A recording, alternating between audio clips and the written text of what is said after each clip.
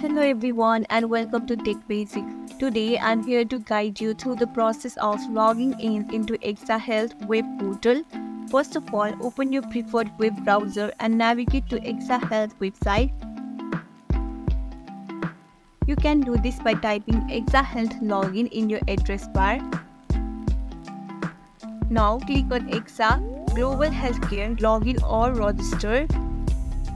After that, you will be directed to login page of AXA Health. Now enter your email address and your password to log in. If you are a new user, you need to register first. You can do it simply by clicking on Register Now option.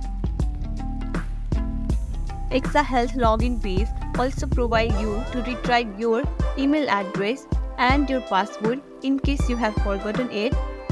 That's it. You can successfully log into AXA Health if you follow these simple steps.